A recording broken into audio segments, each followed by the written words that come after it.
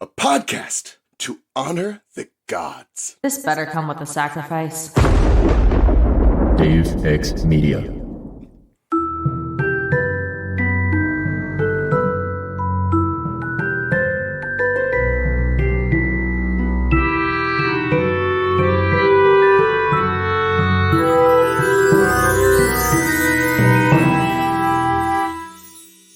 Welcome to the restricted section, the most dramatic breakup of my life. And I almost exclusively dated gay guys in high school, so. Lucky. If you, I think I dated more gay guys than you in high school. You definitely did. If you haven't done the reading, don't worry, we did it for you. Here's what we're talking about this week. Harry Potter and the Half-Blood Prince, Chapter 2, Spinner's End, in which Narcissa and Bellatrix visit Severus Snape, and Narcissa gets him to make an unbreakable vow saying he'll protect Draco because Draco has been, we don't even know. He's been ordered to do something. We don't know. So protect him. I'm your host, the Hufflepuff, Christina. Here as well is the Slytherin herself, someone who would honestly fit right in with the Black Sisters, although you are wearing a rainbow flower shirt right now, but that's kind of uncharacteristic. Mary-Peyton, say hello to the listeners, Mary-Peyton. Hello, listeners. This is just the muggle garb that I have to wear. Oh my god, can you picture Bellatrix Lestrange wearing a rainbow flower blouse? And it's the kind of blouse that has like a neckerchief tie. Mm-hmm. It's actually like pretty Puritan. Like you can't see her neck. Like that bow is holding your head on your neck.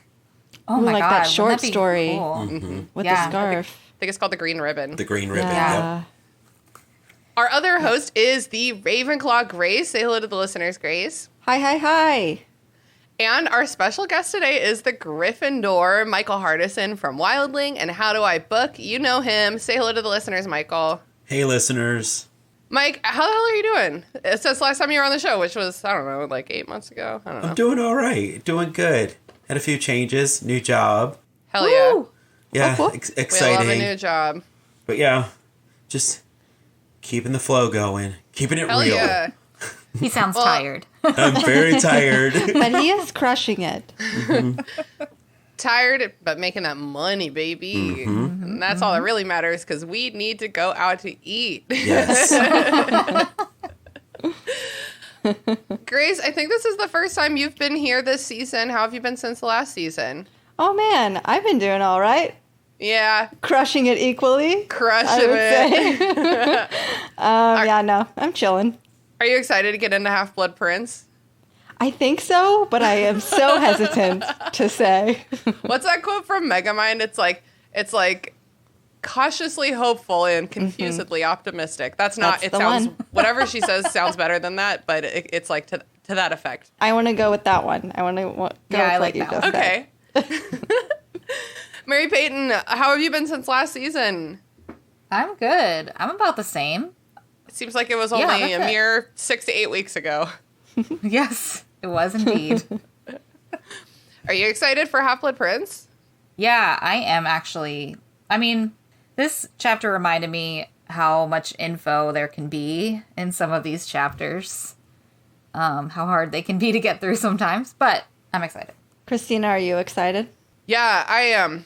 I am Nice. excited. I think that this, because, I read this book like 6 months ago to take these notes. So I do have a little bit, I just feel that after Order of the Phoenix, Half-Blood Prince and even Deathly Hallows is like a breath of fresh air. It's like the pace, she is steady, girl. Like she is, we are going to the end of this book. We are going to get to the end of this series. Like, let's go. Wait, we have to stop to make out. The only reason to ever stop doing anything. Pause for the cause, as they say.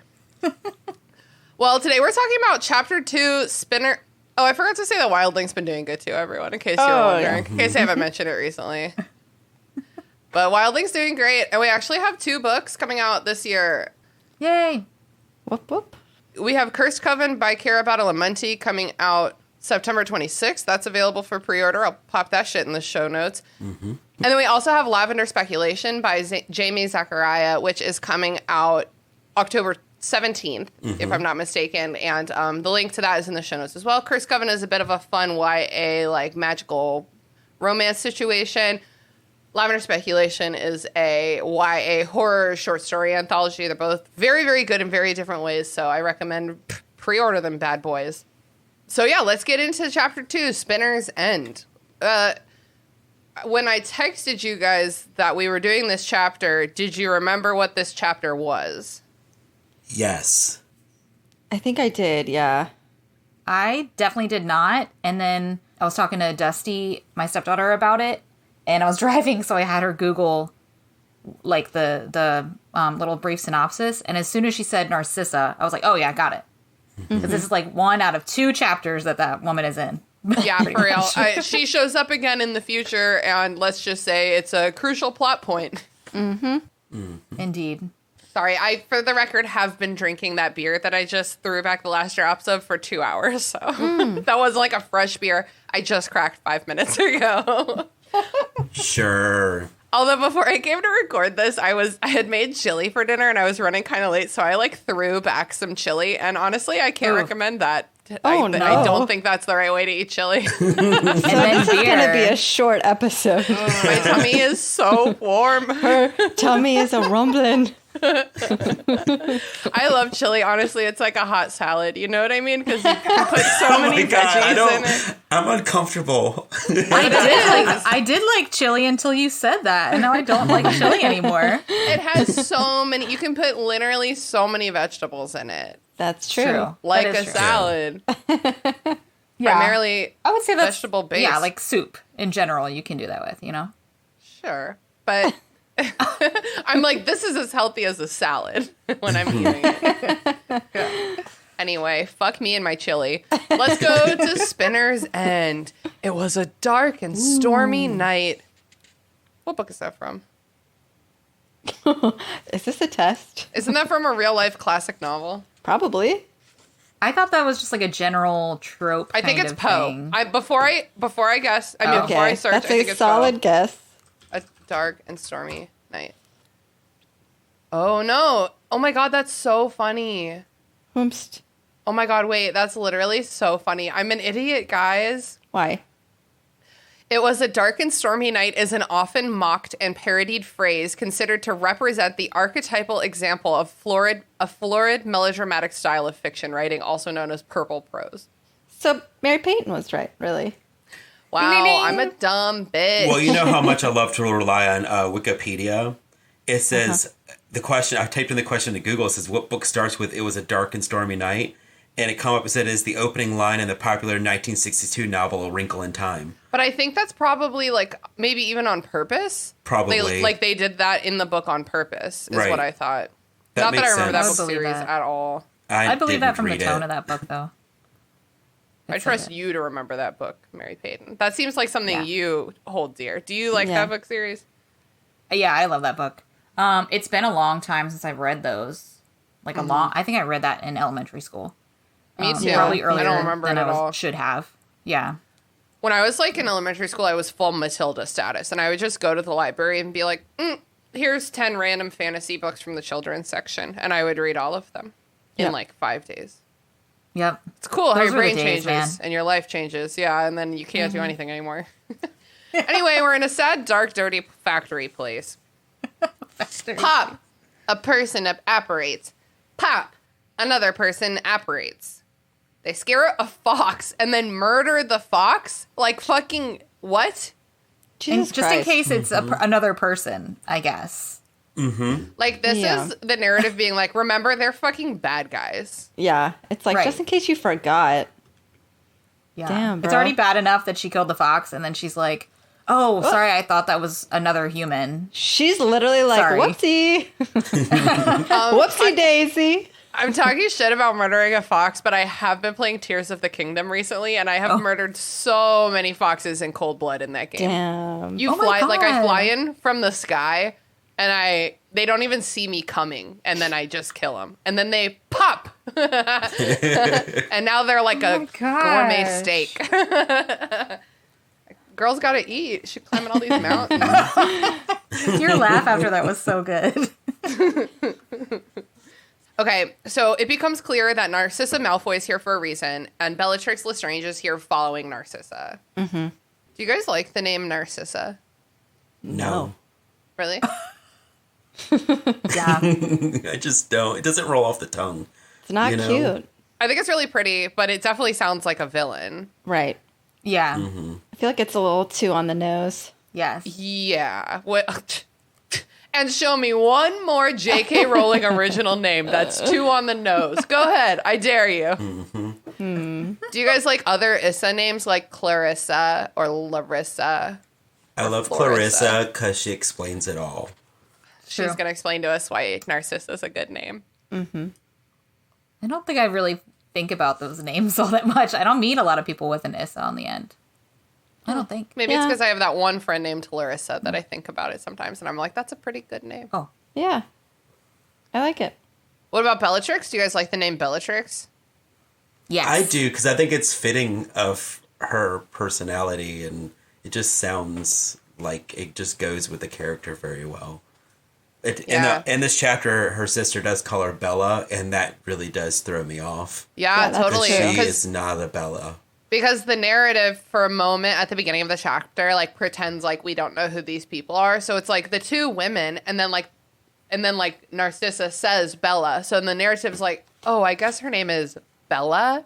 And it's like, come on, man, we know who you're talking about. Yeah. They're looking for someone. It's like very nicely and media res kind of. It's like they're in the middle of a fight. They like operated here in the middle of a fight, basically. So they're like already talking about something, and you're just like picking up small bits of information as they're going along, which I think is very nice. You know, it's like a gold star. Way to expose? Exposit? I think exposit is a word, actually. Oh, nice. Right? Like exposition. Yeah. You would think so. Exposit. Yeah. Yeah. Hell Hell yeah. yeah. Good job. So they're like walking through a small town. They're talking about someone. It's Snape. Bella says he can't be trusted, and Voldemort is mistaken about him. Yeah, dude. You What? dare slander the name Controversial. of our Lord Take it Dark? easy. Mm-hmm. Lord They- Dark. They were also instructed, like, they're talking about like some plan. I don't know, man. They're not supposed to talk to anyone about it. But they're fighting about it, and they're taking this fight to a third party. Yeah. What do you guys think was happening before this? Mike, what do you think was happening in the 15 minutes before this chapter starts? You mean between the two of them? Yeah. Oh, I totally see what's happening now was already happening wherever they were, and it was exact same thing, just a different setting. Like, I still see Bellatrix falling right behind Narcissa, and going behind, trying to get her to stop in the direction she's going in. Very sisterly, very back and forth, and not the way you would talk, like, to a colleague, but you would talk to a close relative, like a sibling. Yeah. A lot of, like, back and forth without actually, like, physically, like, pushing each other. But I think so too. I think so too, with the addition of two things. Narcissa was like, "Oh my God, Bella, you took my shoes. Those are my shoes, not your shoes." and then Bellatrix killed a bunny instead. Instead of a fox. So many small animals affected by this fight. Truly. Oh my God. I wonder if, because Lucius is in jail, I wonder if Bellatrix had come to Narcissa from hanging out with Voldemort, being like, yo, Narcissa, you won't believe this amazing plan that Voldemort just said to me. Or like, because how else would Narcissa have found out? Like, do you think maybe like Voldemort went to her house and was like, Narcissa, this is what we're doing, and she had like no choice but to just like endure it? Like, what do we think? I was thinking that Voldemort she found out because he told Draco. And like and her at Narcissa the would same be time. there. Yeah. Yeah.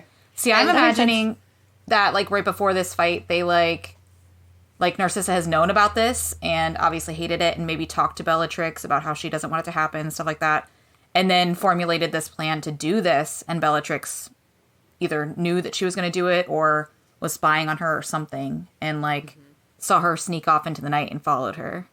Is what I would imagine. Yeah, she definitely knew it beforehand, because Bellatrix, her whole talk through all of this is like talking about how you don't need to repeat what you learned from Voldemort, that you don't need to repeat these words. So I can't see her immediately running to her sister going, guess what I just heard?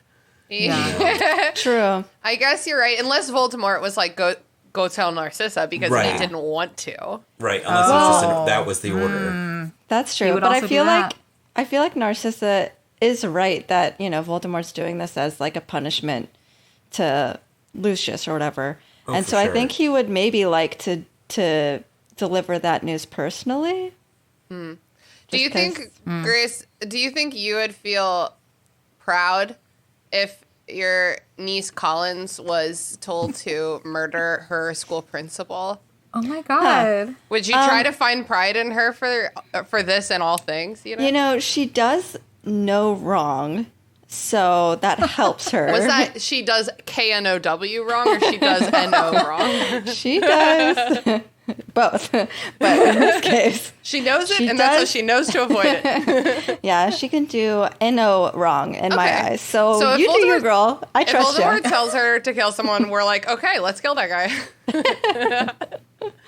Yeah. Does Narcissa use a spell to get Bellatrix to stop grabbing her? I wrote that down, but I don't remember reading that today. Do you guys remember that? She does something that burns her arm. Oh yeah, she ended up burning her you're arm. Right. Yep. Mm-hmm. That's very sisterly. Just Classic sisters. So sisterly, but also like, I don't know. I thought that was pretty cute to think that that's like a line they don't cross with each other. Oh yeah, normally. These are the kind of sisters who fucking wrestle, dude. Yeah. I swear, and it is not Narcissa's choice. Bellatrix just comes at her like a cat. They're like cats. Cats are so scary. Just in terms of like fist fighting. Did she say a spell, or did Bellatrix just get burned? Sorry that I don't remember this, and it's my own podcast. She doesn't say anything, but she holds out. Oh, go ahead, Mike. You have. I was like, I have it literally like right here. Yeah. As soon as I look down, read it unto us. It says, "Let go, Bella," snarled Narcissa, and she drew a wand from beneath her cloak, holding it threateningly in the other's face. Bella merely laughed. "Sissy, your own sister, you wouldn't." "There's nothing I wouldn't do more," Narcissa breathed, a note of hysteria in her voice, and as she brought down the wand like a knife, there was another flash of light. Bella let go of her sister's arm as though burned. Oh shit, okay. Because my question was if she maybe did it by accident, but it looks like that was super full on purpose. Intentional. Cool. Good for her. Yeah. Good for her. She's not fucking around, okay? Mm-hmm. I love Narcissa as a character. I love every move she makes. I am compassionate for her the entire time, except for in like book 2 or whatever. No, I think it was in book 4 when you meet her and she's just sneering at Harry, and it's like, maybe smile at a child. Maybe smile at a child. But also, some people just don't know how to do their faces. True. I'm like, you can't hold that against them. I try to talk to Sean about this all the time. I'm like, smile at your friends when they leave your house, dude. Like, you were happy that they were here. But he's sad to see them go. Yeah. Sorry, I have that golden retriever energy. When I know people are coming to my house, I'm like in the window, like, hello. I know. I see you there every time I come to your house. When are they coming? Especially when like Zach and Alex come to visit from like Baltimore, and I'm like, oh my God, and they said they'd be here around 2. Okay, so they get to a house. They knock on the door. What? It's Snape's house. He lets them in. His aesthetic is what we would call dark academia. Mm-hmm. Yes. He, I think, invented dark academia by never ever cleaning anything. Mm-hmm. And it's just dark in here. Now we don't change any of the light bulbs. So what is this house? Is this Snape's childhood home? Like, what is happening here? Yeah, I think his father... Wasn't he only half wizard? And I think his father perhaps was a muggle. Yeah. And this would be his house because he's the half-blood prince. Right. So I think this is probably his parents' house. Damn. Like maybe this is where he met Lily. Oh. Like in this neighborhood. Yeah. And he just lives here now. I guess, like, where do you go over the summer? Right, I guess that's true. He wouldn't need to be there for very long. And if he, like, stays over the summer at Hogwarts, it's almost like that's a little too much. Like, if he's trying to, like, get back into Voldemort's good graces, he kind of needs to be, like, available to him. Right. Especially if Wormtail's there. Yeah. Mm-hmm. So I wonder if he's, like, ever come back here before, or if he's just hung out at the school. Yeah. it does say the place had an air of neglect as though it were not usually inhabited. Okay. But do you think that it would still feel that way if he had lived there all this time? True. Like, what kind of loving touches would he give to his apartment? Flat. He has like a burn book of all the other teachers and students at Hogwarts. He's just got like black curtains everywhere to match his bangs. Black curtain bangs. Yes. I love Every it. time he's described, it's like greasy black curtain bangs. Mm-hmm. Definitely paints a vivid picture. I love the book vibes here. Obviously, the wall's completely covered in books. Most of them bound in old black or brown leather. Like, I know a lot of books are bound in, for sure, brown leather and black, but like to find only books bound in brown or black, I feel like is a lot of work. Not a single dust jacket. I think that the wizard... Okay, so as a reminder, wizards do all of their homework, including scrap paper, on what they call parchment. The definition of which is that parchment is made from animal skin versus paper. Mm-hmm. Ew. So Yikes. I wonder if the magicians know how to make paper that isn't made from animals. Huh. That's why they killed the fox in the beginning. We need more paper. They need it. Is that right? Man. That feels wrong, but I feel like we Googled that 3 years ago. I think you're right. I'm going to, where I'm going to take this?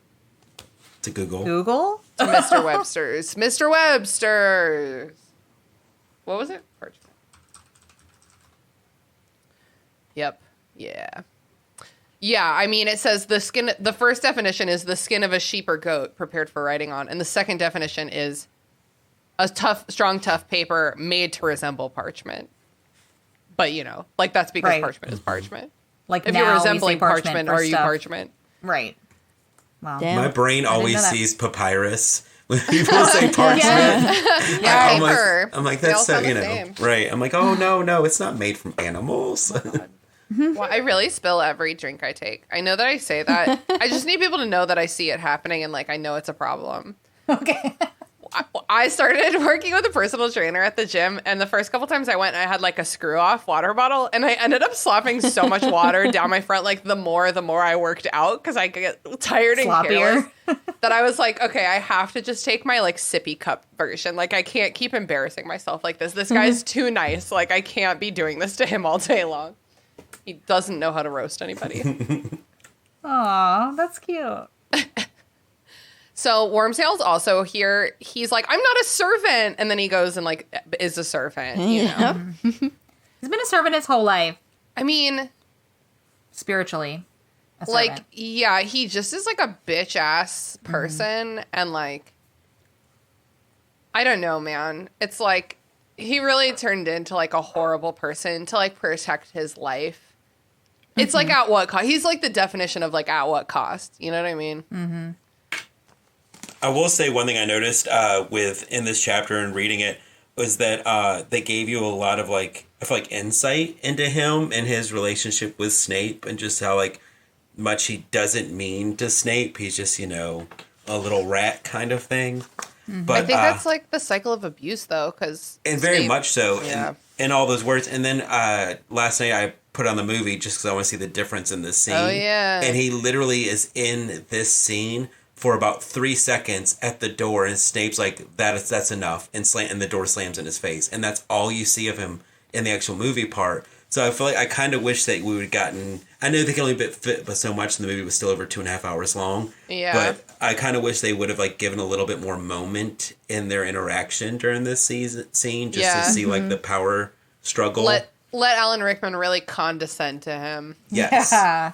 That's where he shines. It's okay to both be grateful that the movie wasn't longer and lament what it didn't include at the same time. Yeah.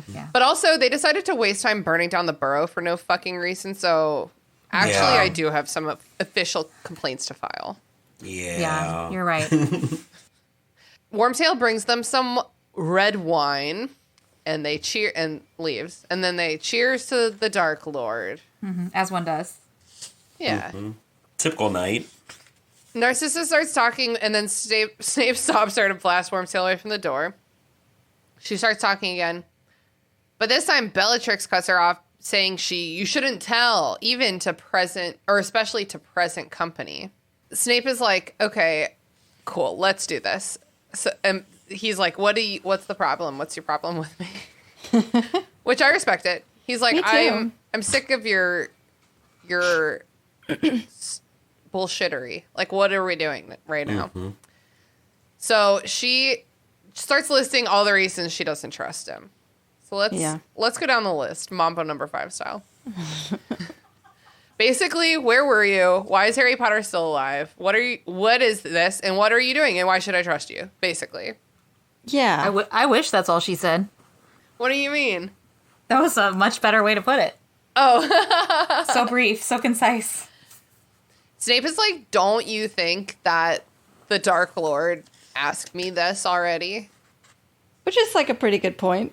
Mm-hmm. Yeah, because he basically flips it on her. He challenges her loyalty, asking, basically, do you remember when Umbridge was like, are you trying to suggest that the Ministry let its Dementors run wild and little whinging? And Dumbledore's like, of course not. And that is why I'm sure you're like already doing a full investigation into this. A little flipperoo. Well, you love someone who can walk in and do a little flipperoo. So he's like, do you think it's possible that I've fooled the Dark Lord, basically? And then he answers all her questions. So Bellatrix comes at him about Dumbledore. He's like, bitch, it was a job that literally paid me. Like, what do you expect in this economy? I love that.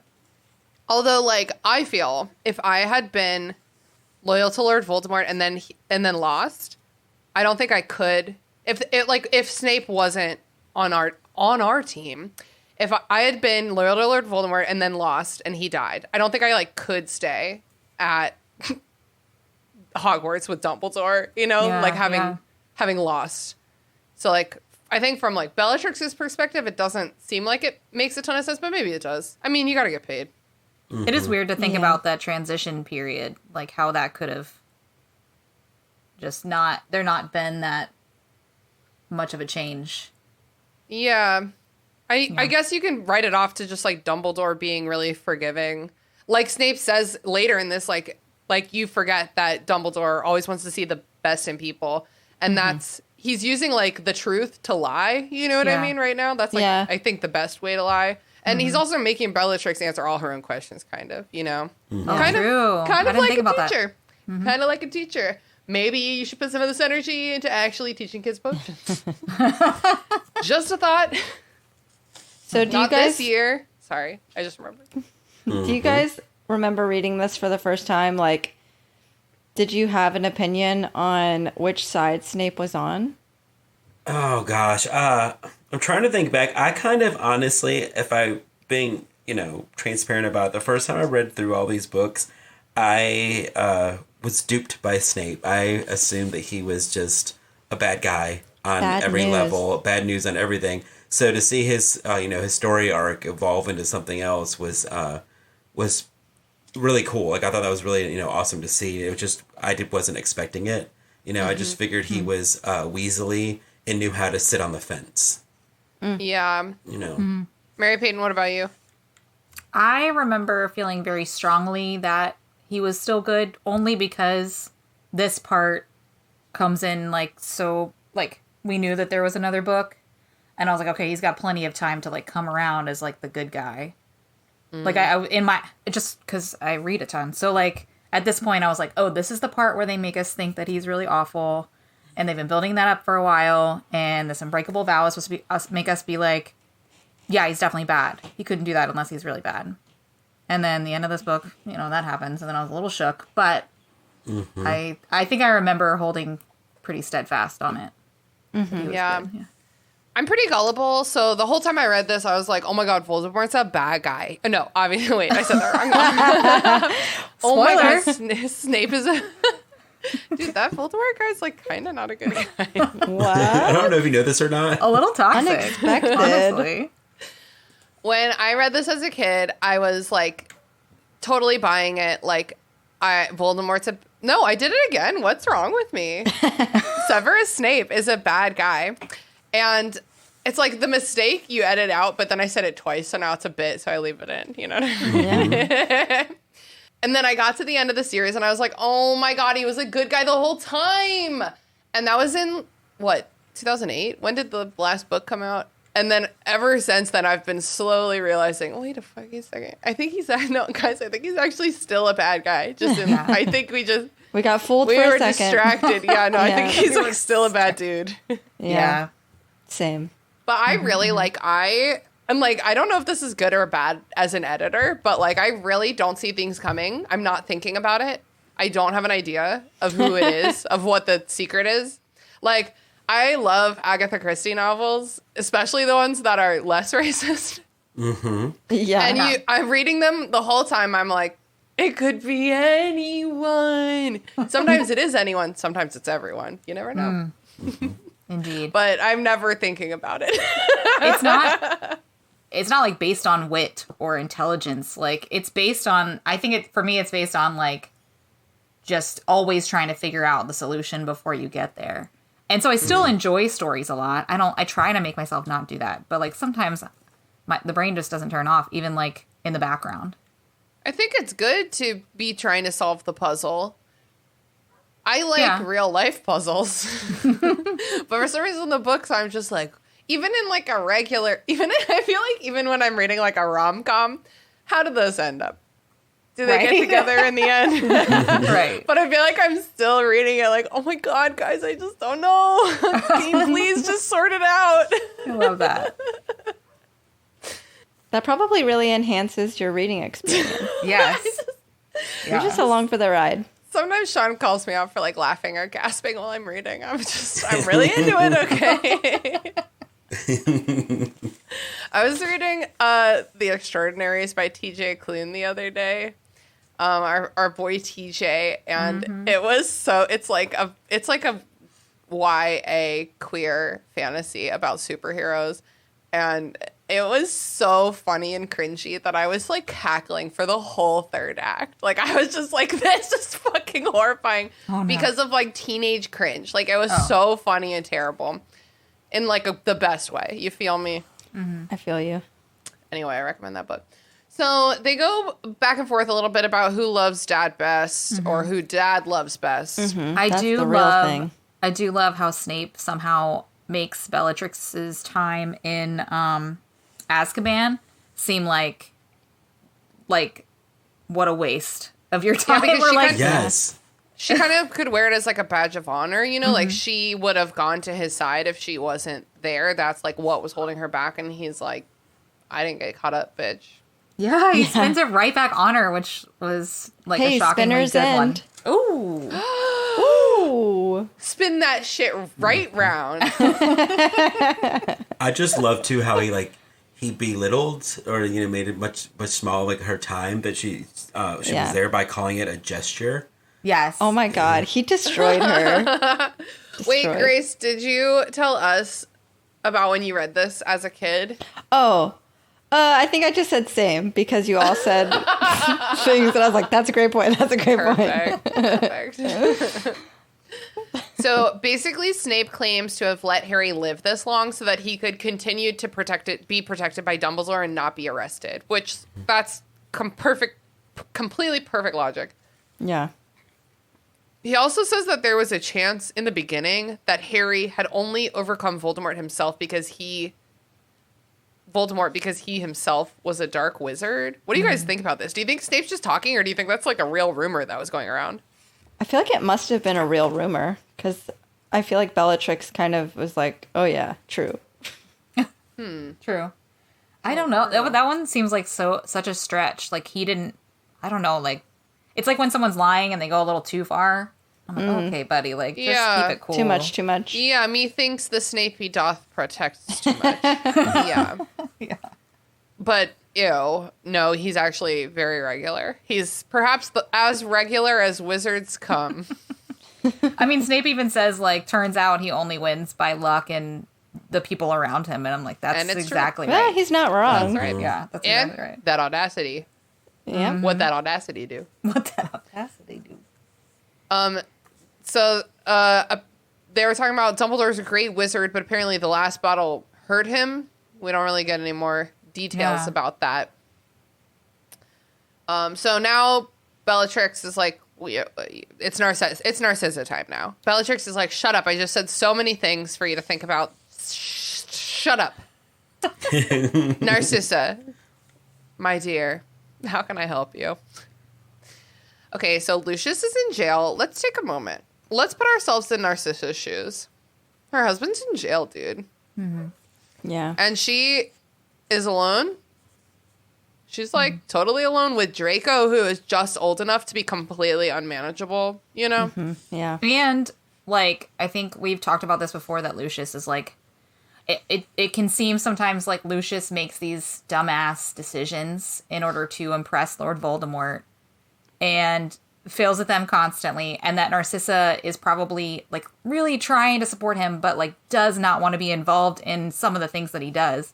And now she's here leading it after his latest failure. Yeah. I guess Narcissa and Lucius must have gotten together during the previous war. Mm-hmm. Because of Draco's age, you know? Mm-hmm. So, like, I feel like she got with him when the war was going, and maybe he was, like, a real hotshot Death Eater, and then they got married and had a baby, and then, you know, the war ended, they thought Voldemort was gone, and she had, like, 10 years plus to sort of, like, sink into that sense of security, you know? Yeah. And now she's like, fuck, we're really doing this again? Yeah, and I bet I can just imagine them having talked about it. Maybe if they heard rumors about Voldemort being back or whatever. They talk about how they don't want to lose what they have, maybe. This is me thinking the best in them. But, like, that they maybe should just, like, not really get back into it. Let's protect our family. And then Lucius, I can see him just being like, as soon as he's in front of Voldemort, he's like, yeah, anything you say, I'll do it. Mm-hmm. Yeah. Because he's a wimp. You think he's a wimp? Do you think Lucius is nice to Narcissa? I think so. Well, just because I feel like Narcissa will protect her family above all else. And so, to me, I feel like she would only do that if, like, there was, like, genuine love between everyone. Mm. Do you think it's that she wants to protect her family at all costs, or do you think it's Draco? Her son? Well, I think she seems pretty bummed that Lucius is in jail. It's true. I don't know, that's hard, because it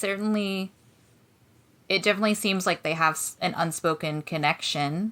They also just live with each other, so that happens. But, like, it kind of seems like it's a little deeper than that. And I feel like people who are not nice to each other, they don't have those, like, deeper moments between them anymore. I don't know. I'm trying to relate their relationship to, like, things that I know from relationships, and it's not really working. If Sean were a radical wizard racist and went you to would jail, love it. it's you like, would love it. That's a little hard to figure out how I would feel in that situation. Like, I really feel like if there weren't genuine love happening, like, Narcissa would just steal Draco and, like, go on the lam. And dip. Like, she would just get out of here. Yeah, I'd like to picture behind closed doors that they're kind of like Morticia and Gomez Adams. Aww. Do you know what I'm talking about? I like that. They're I behind like that. closed doors, he's very Gomez to Morticia for her. But, you know, in the public eye, he has to have an image. So, I don't know. I really don't know if this is just because of a Harry Potter sequel, or if this is maybe from the movies. What's his name? Jason Isaacs. But, like, I really have a hard time reading Lucius as straight. He gives gay so hard to me. Yeah. Wink. Okay. And so, like, I almost envision him and Narcissa having an extremely loving marriage where they both see other people. You know what I mean? I love where that they're, for like, them. maybe not, like, sexual together other than the air. They have a pool boy they share. Have you guys seen a Harry Potter I sequel? can definitely see that. No. Here, let me just show you, like, a picture and maybe, like, a 3-second video. Like, I need you to kind of understand me. Lucius Malfoy, a Harry sequel. Like, I need you to just kind of see what we're working with here. I'm going to share my screen. Let's see.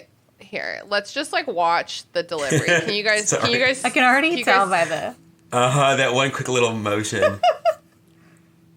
Here, let's. Okay, that's not him. Oh my god, the drama. He's doing a speech. We're doing a speech. Come on, let's. Where you gonna take your cape off soon? Oh, is there choreography?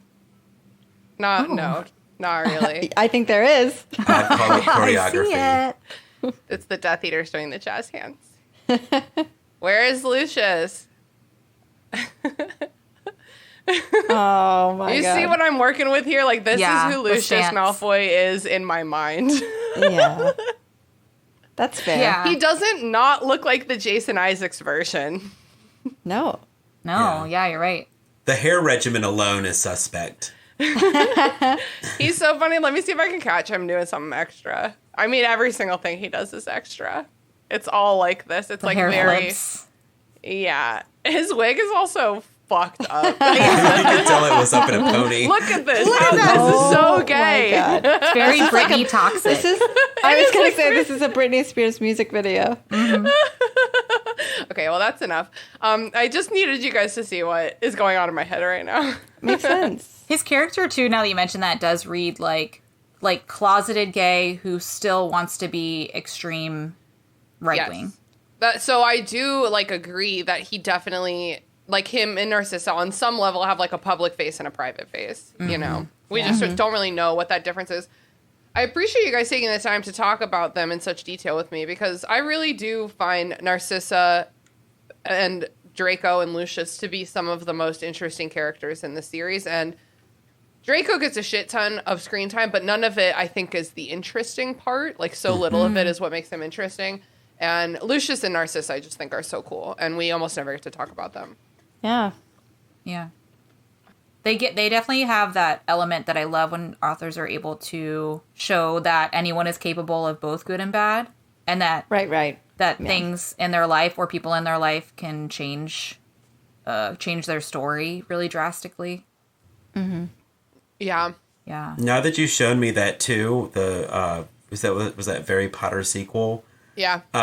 How like bad his stage hair was and everything. I feel like if Lucius had not had money or come from money, he'd be more like Riff Raff from Rocky Horror Picture Show. You know, the butler. I remember doing the Time War. Oh my god. The hair. Oh my god. His life could have gone either way.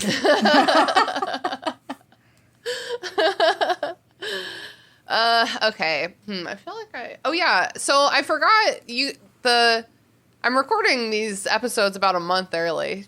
I know. I'm pretty cool. Never thought to record early before. But so y'all haven't heard the first episode of the first chapter, but I'll tell you now what we like Harry Potter this season. And honestly, like, I've been hearing a lot of good things about this chapter so far. We've been talking about the writing being good. That sucks. Look But at that.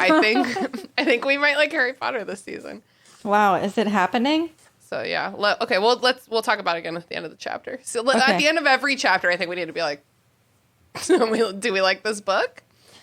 Just a check-in. So Narcissa's having a bad time. I literally am looping all the way back to, do you remember when I said, let's take a moment to think about Narcissa right now? Because I'm like not even done with my rant. Because Narcissa's 16-year-old son has just been ordered to murder somebody. And not just somebody, but like the president. Like someone with a lot of security, you know, in terms of the president, that's his Secret Service. In terms of Dumbledore, it's his own personal skill. And I think for a moment about the Half-Blood Prince movie. Draco Malfoy's wearing like that all black suit. He has like grown up hair. Like Tom Felton looks 25 in that. But let's think about the fact that Mary-Peyton's stepson is closer to the age of what Draco is right now. Crazy. Like, can you imagine Sam being told to go fucking kill somebody? Sorry, I keep asking you this about all the kids you know. No, you can't get him to unload the dishwasher. It's not gonna work. It's not gonna work. Yeah, it just like, I think it really says a lot about like how Draco has come up, been raised like in this, like he was raised hearing, I think probably a lot of stories, maybe like really grandiose stories of like Lucius's time serving Voldemort and like meeting all these people who had like the same memories and then like having it like come to life right before his eyes, you know?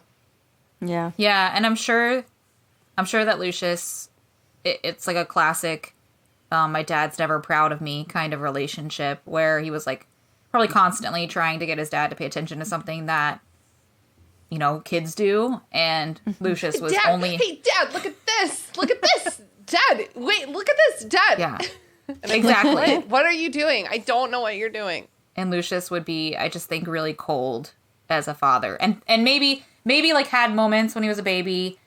And maybe Lucius thinks that that's the way to be a father, is this like cold, life sucks, you're going to have to do these things. I need to turn you into a person who can handle those things. But I can imagine that very cold relationship. Mm-hmm. Yeah. And so Malfoy is like... Malfoy. Sorry. I was blending Draco and Malfoy. Don't be such a Malfoy. Dracoy.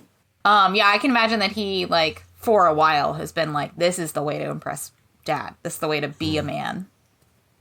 I hate it. Yeah. Dads, it's toxic.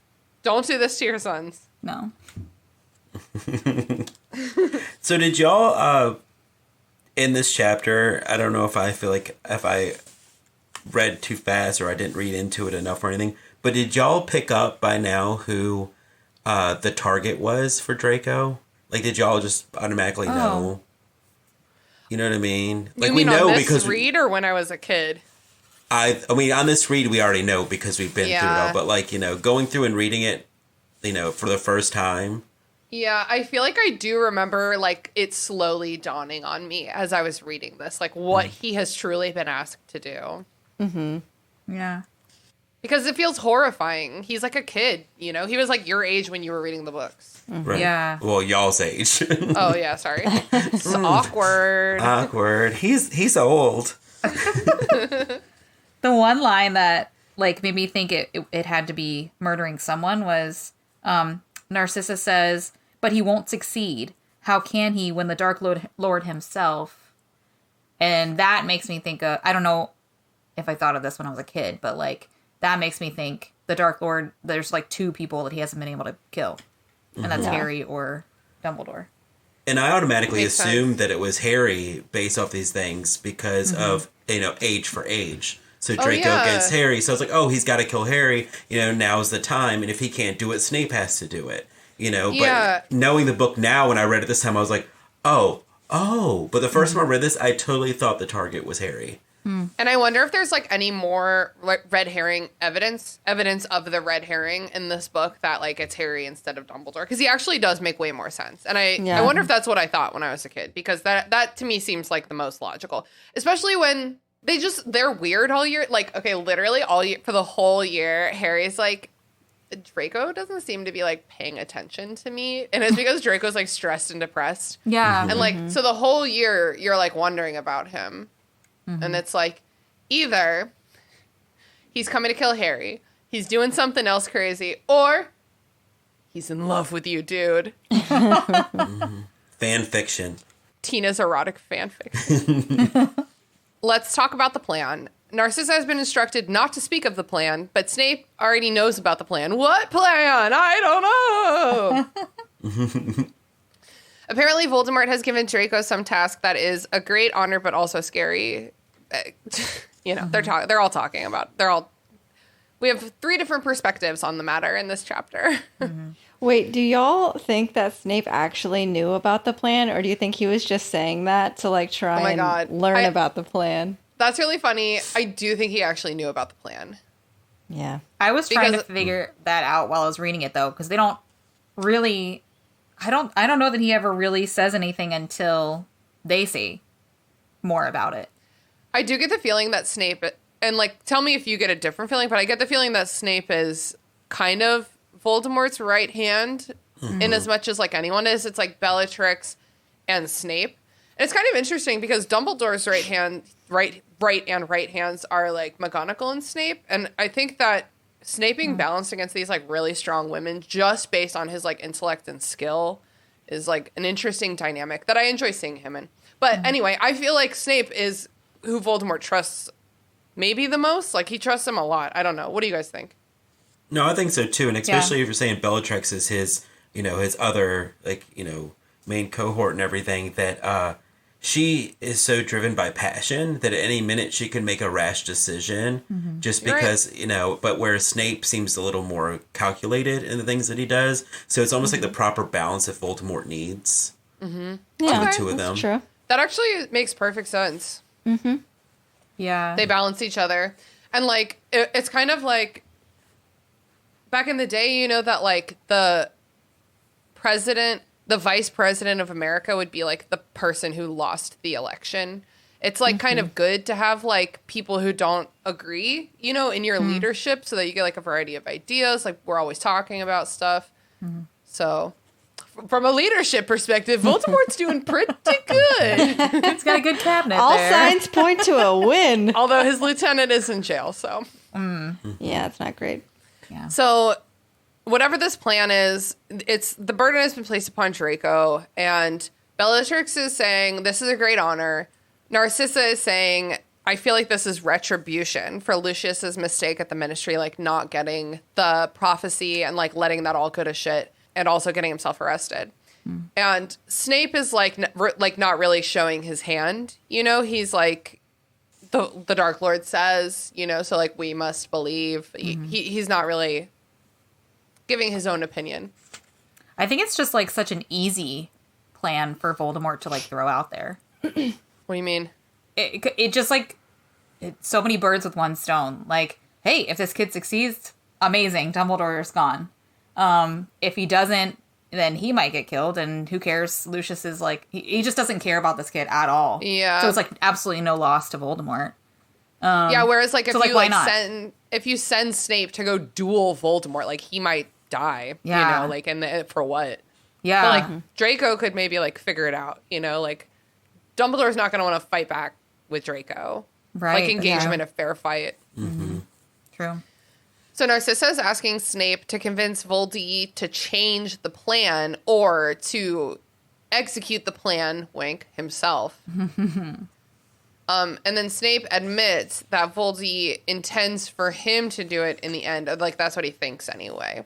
So that's why I think that Voldemort and Snape have already talked about this, because Snape seems to, like, kind of already have this take on it. Yeah, that's true. That's true.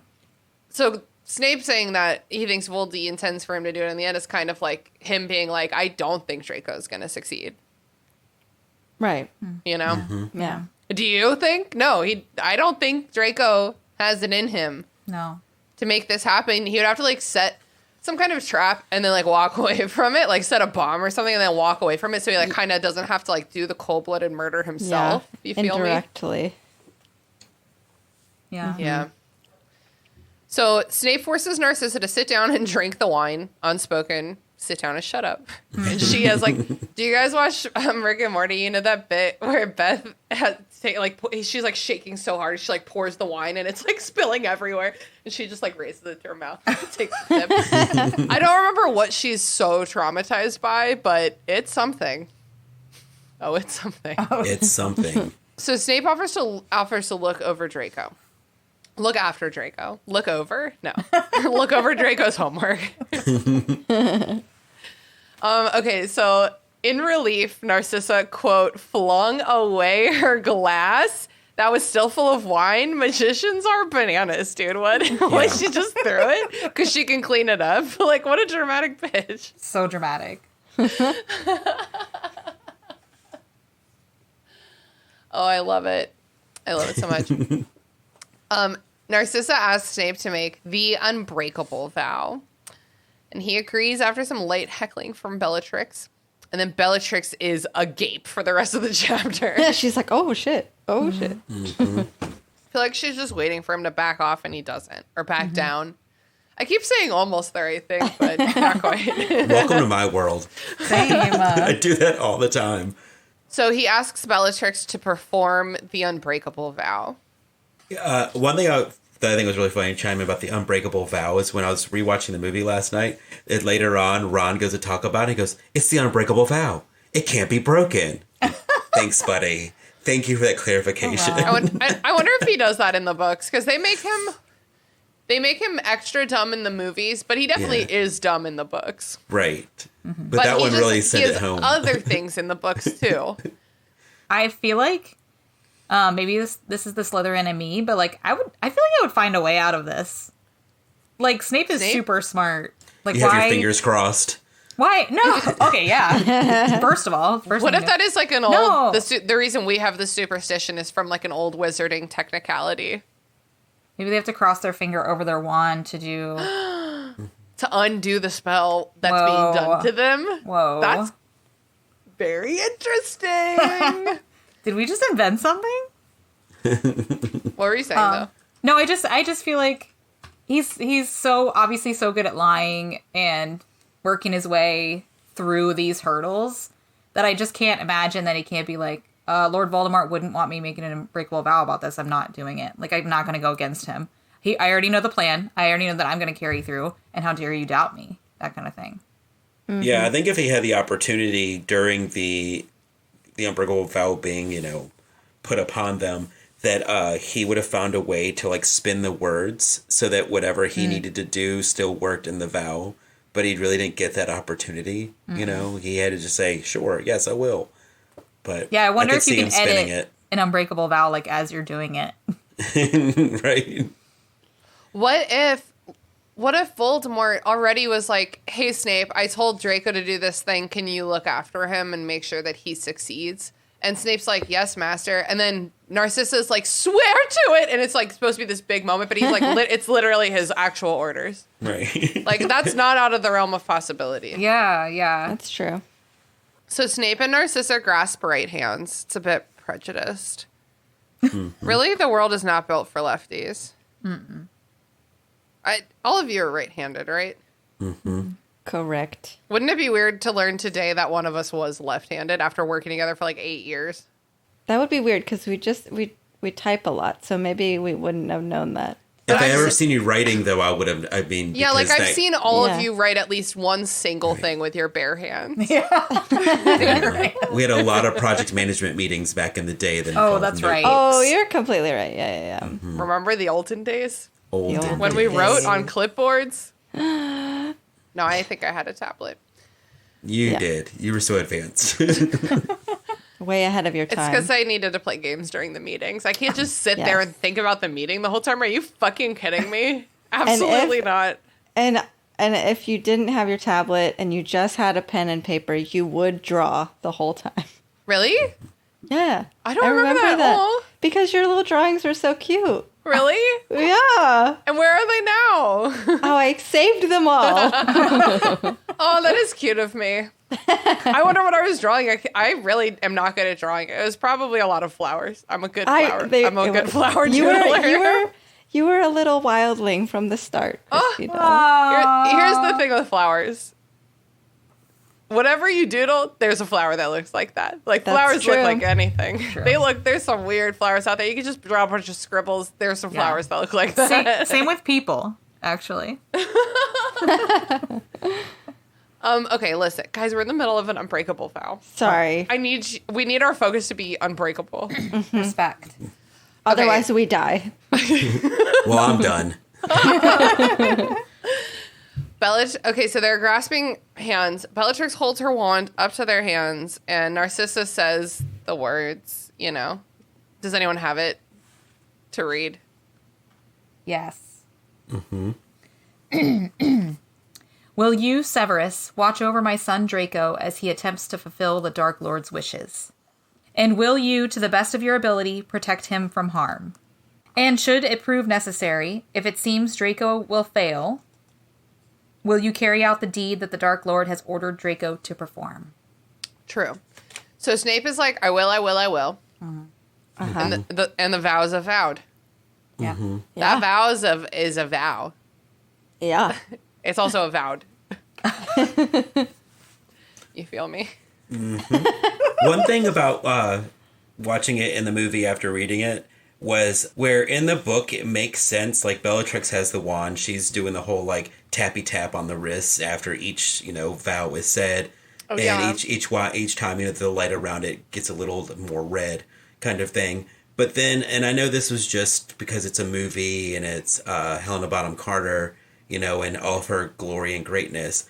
In the movie, she says the things, like Narcissa stays quiet and they both hold hands, and she's over her shoulder saying it directly to Snape, telling, will you do this? Which way do you think makes more sense? I think that makes less sense. I feel like then that's breakable because it's not Narcissa asking for the things. So it's like, there's this way out right there. Y'all screwed up the whole movie. Yeah.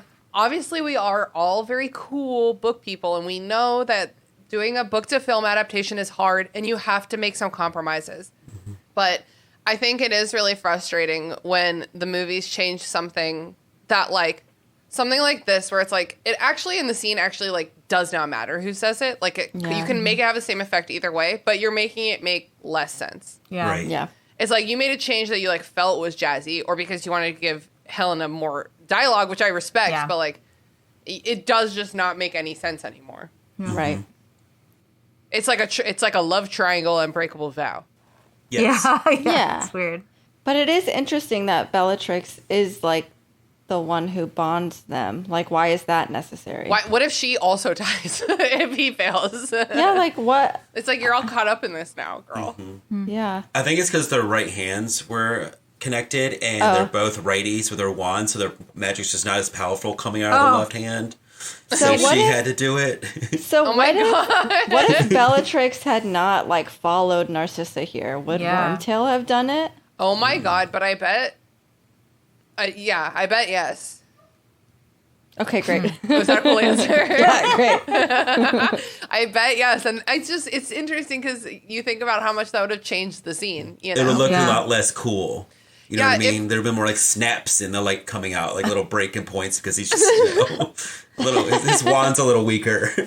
Definitely Snape is in charge of every single second of the scene, and I really like that and respect him, respect that. Like, I respect him a lot in this chapter. I think he's being, like, a very interesting person.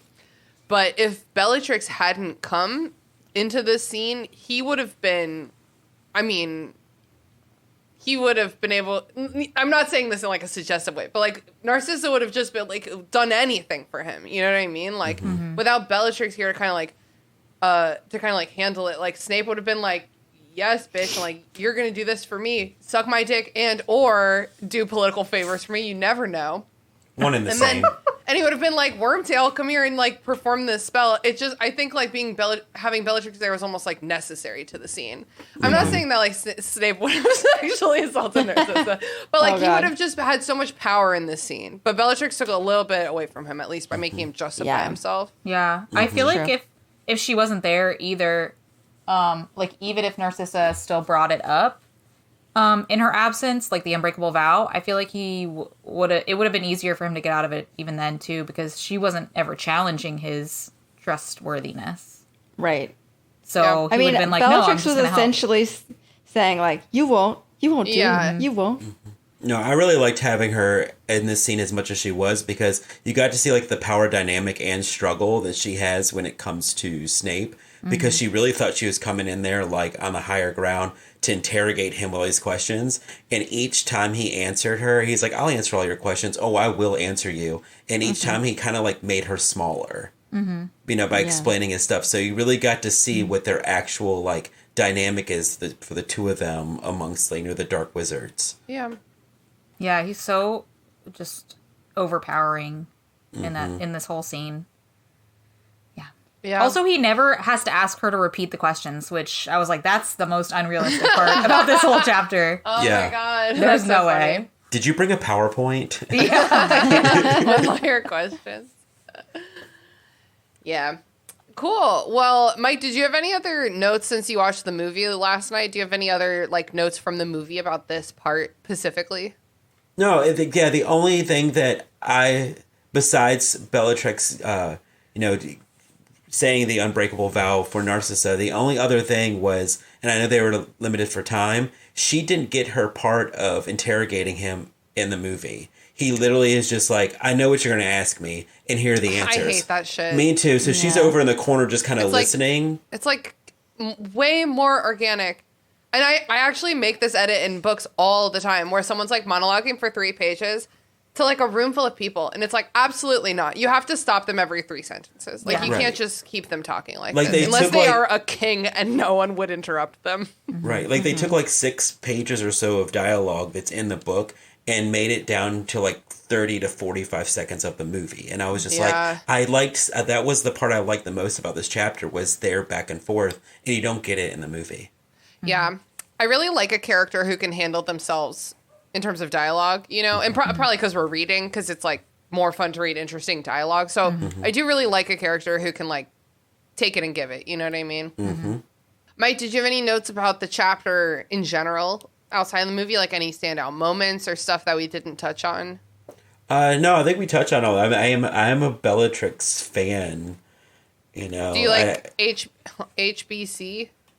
Yeah. The head bitch in charge? Are those really her initials? Yeah, they are. Honestly, she can do no wrong when it comes to me and like acting. Like, I just love everything she does. So when she was cast as Bellatrix, I just like, it couldn't be any more perfect. And I think she proved me right. She does an amazing job. Grace, Mary-Peyton, what do you think about Helena Bonham Carter? It's been a little bit of a subject of debate on this show. Oh. Interesting. I wouldn't think... I don't know. I like her. That means you like her. Yeah, I like her a lot.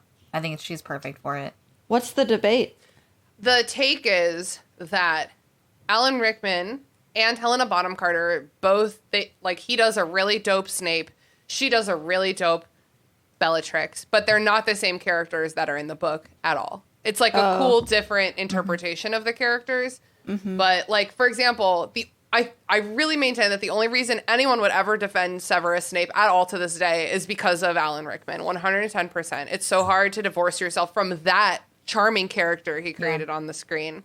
Yeah. Same with Helena Bonham Carter. Like, in the book, she's a lot more complex, a little more, like, subtle and, like, murdery. Like, in the movies, she's kind of just running around screaming, having a fun time, which is totally fun in, like, a bit of a different way. You feel me? Yeah. Mm-hmm. I think You Feel Me is, like, my new, like, verbal hyperfixation. I feel like I've said it, like, 6 times this recording, but it's brand new.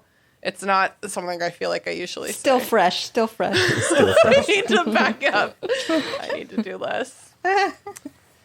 What else do you say when, like, at the end of a sentence when you're like, you dig, you know? Mm-hmm. You feel me? You feel me? You feel me? So, Grace, Mary-Peyton, any final words about the chapter? I guess I was just generally wondering why Voldemort never had Snape, like, take Veritaserum or anything. Like, well, ask yourself this. Who would make Voldemort's Veritaserum? Oh. Snape can't be the only one. I think that Snape is extremely smart, and I feel like he would not be deceived by Veritaserum for one fucking second. Like, I feel like he either, like, has the antidote on his person. I or see. would, like, be able to detect it and would absolutely not let that happen. I just don't... I don't think that Voldemort would, like, try to be sneaky about it. I think he would be like, hey, you must do this to prove to me your loyalty. I guess it doesn't even necessarily have to be Veritaserum. I just feel like there should have been... If Snape is going to be Voldemort's, like, right-hand dude, like, any other... I don't know. Strategy. I get what you're saying. Like, I need to watch you down this. Like, I need to make just sure to clear it up. But yeah. I think maybe a possible answer to that question is hubris, because Voldemort is a very skilled legilimens, and he probably thinks he's the best, but I think that we get the impression in Order of the Phoenix that Snape is actually the best. Yeah. So, like, maybe a bit of hubris that Voldemort feels like he can read Snape and he actually cannot. Mm-hmm. That's true. Maybe because like Snape it. has access to all these potions and getting potions together or whatever else, he may have just been, like, building up his tolerance over time, like small doses. Oh my god. Do you know what I mean? What's that in? That's in something. I read that in a book within the last 3 years. That's in Princess Bride. Yeah. Princess it is in Princess Bride. Yeah, okay. Wow, I'm also true. reading, well, I'll save it for my plugs. I just keep plugging this one book series because I have been reading it for 6 months, I feel like. What were we talking about? Did everyone say their final thoughts about the chapter? Oh, I interrupted Mary-Peyton, so she didn't. Oh, I just really love the vibes. The vibes are good. Dark Nice. academia. We love it. Yeah. And so far, this book, so the first chapter was The Other Minister. You know, when Cornelius Fudge goes to the Muggle Prime Minister and is telling him about all the horrible stuff that's been happening, and then tells him he's been fired and introduces Rufus Scrimgeour. That's a pretty fun chapter, too. That was really fun. Yeah. And now this, maybe we can keep going without ever having to deal with Harry Potter ever again. Just show me other vibey world shit. Like, I don't want...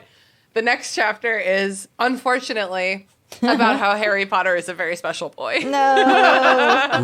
Damn it.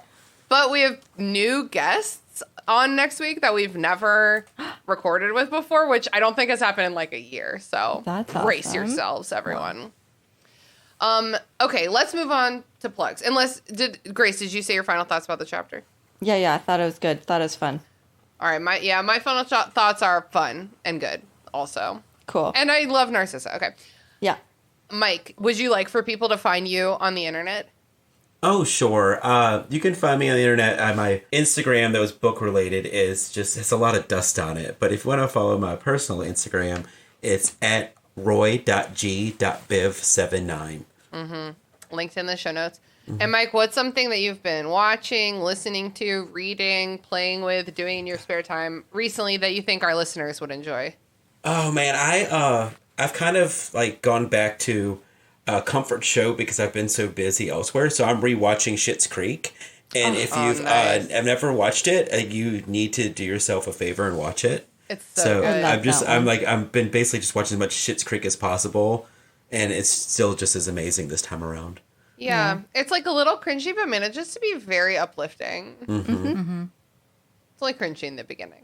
Before they become good people. Yeah. I'm at their good people part now, so it's Nice. a lot of like fighting back tears while watching a 20-minute sitcom. You know, So good. Grace, where can people find you on the internet? People can find me at Wildling Press. I was like, who's going to take follow, it? Who's going to steal it? It's me, because that's all. It's all I have. Follow Wildling Press at Wildling Press on all the socials. Listen to How Do I Book, the Wildling Press podcast. Yeah. And, I'm just going to plug a recipe because it's what I do. I love it. The people actually love it. Do they? Okay, excellent. Whew. I recently made lime frosted coconut bars. Oh, girl. Very yummy. It's a recipe by Easy Gay Oven, which I love that too. amazing. That's very cute. awesome. Very cute. But basically, it's just like a really yummy light coconut cookie base and then cream cheese lime frosting on top. It's just a perfect little summer dessert. And you'll be making these for us? Yeah, sure. I'll make it for you. Hell yeah. Okay. Yay! Hell yeah. Friend Way perks. to get her on a recording saying that. Good job, Mike. It's an unbreakable vow. Got her. Mary-Peyton, where can the people find you on the internet? If you want to, you can follow me at CrookMP on Instagram. That's about Don't it. justify it. Okay. Everyone always goes on to like talk about how it's like, it's not that good and I don't post that much, but I'm also not on Twitter, but you can find me there, but I don't really post anything. Nope. I'm just going to leave it like that. And what have you been up to lately that you would like to plug? I'm going to plug actually a book by a friend of mine. Her name is also Mary DeCare. She's a very inspiring woman who I met when I was working at the library. And she's been working on this book about how she's 80 something now. I don't want to get her age wrong. She was born in 1942. You do the math. 81. Haha. So Well she, in her more recent years, walked 100 miles in all 50 states, in each of the 50 states. Wow. Just on her own as a journey. Sometimes people would like walk with her, like friends or something that she knew in the area, whatever. But she met a lot of people and she did it all on her own. And she wrote this lovely little book. She self-published it. It's super cute and heartwarming and wholesome. And I highly recommend it. Oh, did I say the name of it? I don't remember. I don't think so. I don't think I did. It's called... Sorry, y'all. It's called The Next Step, Walk Across America. And it's by Mary DeCare. Yeah, it's real cute. That sounds very cute. Yeah. Thanks so much for the recommendation. I've been your host, Christina. You know where to find me. And this week I'm going to plug would you believe it? Ted Lasso. Yeah. I almost plugged that. Don't talk about the ending. I haven't seen the ending yet. I love it much. I'm also still watching it, but Sean watched this by himself, and it touched him so poignantly that he immediately begged me to watch it again with him. And watching it, I see why he likes it. I see why boys like it. Because it's so good. It's like, hey, boys, what if you were all nice to your friends? And it's like a fucking epiphany for them. It's like, what I literally could just be nice. But it's very heartwarming. Anyway, well, thanks guys for coming on for this chapter. When I literally just put us on this chapter because when I was reading it for my little pre-read, I was like, this is vibey as fuck, and I think we'll have a good time talking about like the backstory and like the lore. You know what I mean? Yeah. Yeah, it was super fun. So I really appreciate you. And Mike, thank you so much for joining us on the show. I hope you'll come back again for our final Deathly Hallows. Yeah, for sure. Count me in. Wait, I have something to say. What? And that's how you book. That's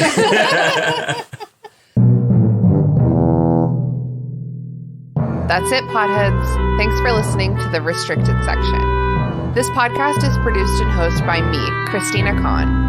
Our theme music was produced by Ryan Kahn. Our logo was designed by Michael Hardison. Please connect with us on Twitter @RestrictedPod, on Instagram @RestrictedSectionPod, on Facebook @RestrictedSectionPod, or in our Facebook group, The Restricted Section Detention Crew. Join our Patreon to get access to our Discord server, our bonus episodes, and other cool perks. We're also very happy to be a member of Deus Ex Media, where all you fucking nerds can find all kinds of fandom podcasts to suit your fancy.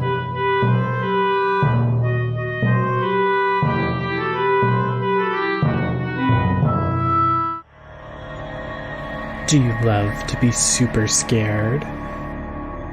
Do you enjoy listening to hilarious hot takes on timeless classics? Well, fear not, listeners. I'm here. Welcome to the Super Scary Podcast, where we cover everything from the supernatural to the superpowered. I'm your host, Josh, a scaredy cat nerd who enjoys superhero, sci-fi, and horror movies way too much. Whether I'm processing my trauma from Texas Chainsaw Massacre or reminiscing on the nostalgia of Hocus Pocus, my guests and I have a hilarious time going through our favorite and sometimes not so favorite moments. I'm your friend till the end, listeners, because everyone's entitled to one super scary podcast. We post weekly episodes on Mondays, and you can find us at Super Scary Podcast on all the socials. See you in the afterlife, listeners. Mary-Peyton is naked on this Zoom call right now.